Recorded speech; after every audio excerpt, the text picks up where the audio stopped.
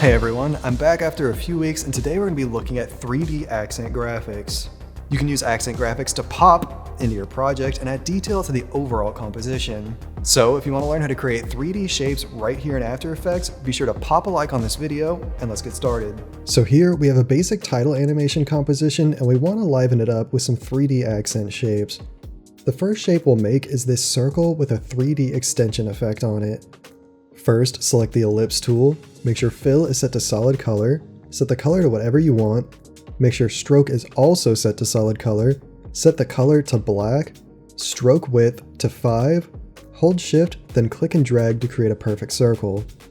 Hold down the control key, double click the pan behind tool to center the anchor point, then use the align tab to center the circle in the middle of the composition.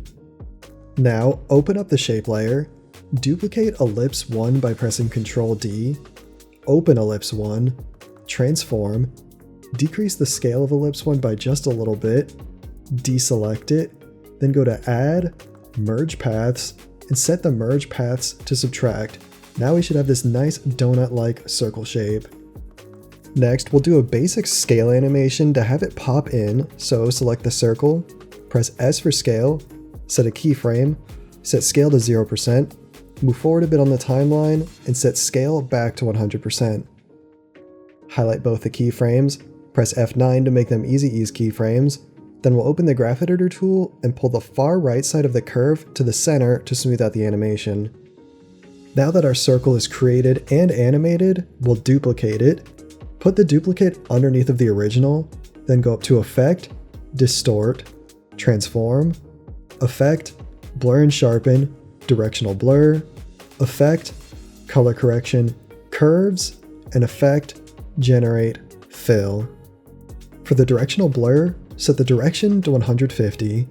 For curves, set the channel to alpha, then drag the curve all the way to the top left like this, then change the color of the fill to whatever you like. Now you can see if I increase the blur length, it will stretch out our bottom circle. Now you can see if I increase the blur length, it will stretch out our bottom circle. Move on the timeline a bit until the circle is almost popped in, then set a keyframe for blur length and anchor point on the bottom circle. Move forward a bit more on the timeline, increase the blur length to around 15, then adjust the anchor point until it's at an angle like this to give off that 3D effect. Make all the keyframes easy ease. Pull in their curve on the graph editor tool to smooth out their animations. Now, when you scrub through, you can see that the circle pops in, then the 3D effect comes in after. Lastly, we'll add some texture to our 3D effect by going to Effect, Transition, Venetian Blinds, set the transition completion to 25%, and direction to 150 degrees, which is the same angle as our directional blur. Now you can see when we zoom in, we have this stroke on our first circle that we added earlier, and it connects with the lines from the Venetian blinds to create this nice textured effect. Lastly, highlight both circles, right-click, select Pre-Compose, we'll name it to Circle, then click OK. Now we have our 3D circle animated and ready to add to our composition. Before we move on, did you know that all of these graphics are from our 1200 plus After Effects template pack called Stories Pack? You can easily preview and apply templates just like this with a click of a button. Then quickly modify the templates with the customizer and you're done. Stories Pack contains 300 vertical video story templates along with 900 titles and motion graphics to help take your project to the next level within minutes.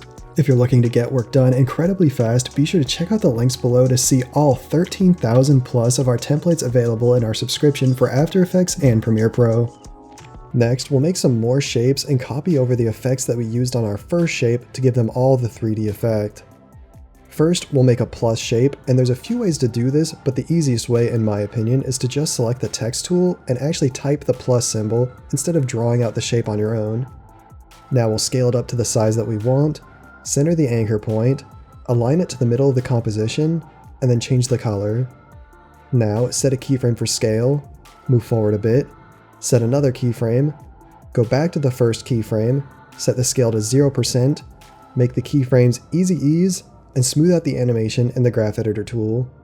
Now that our plus is animated in, just like the circle that we made, duplicate it, then go into the circle pre-comp, select the bottom circle, highlight all of the effects, press Ctrl C to copy them, Then go back to the main comp, highlight the duplicate, and press Ctrl V to paste in the effects. You can keep the animation from the circle layer that we did, but for this shape I want to remove it, so I'm going to move on the timeline to where the animation is finished, then go to the Effect Controls panel and click on the keyframe icon for anchor point and blur length to remove the animation. Now the plus will just pop in with a 3D effect already visible. Lastly, change the color for the fill to be something different. Highlight both plus layers, right click, select Pre-Compose, we'll name this Plus, then click OK. We'll hide this plus layer and then we'll make one more shape for our composition. Start by selecting the pen tool, set fill to none, stroke to solid color, we'll set the color of the stroke to a dark blue, and then set the stroke width to 80. Now hold shift and click to create a big zigzag shape like this.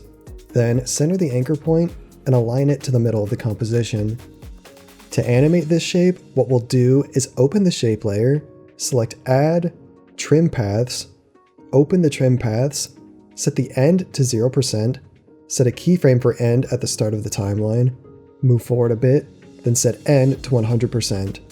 We'll make the keyframes easy ease like usual, but this time in the graph editor, we'll pull both sides of the curve to the center to give it a nice jumping animation.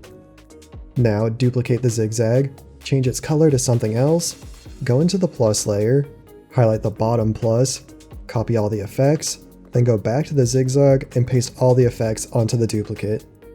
Lastly, select both plus layers, right click, select Pre-Compose, we'll name it Zigzag, and click OK.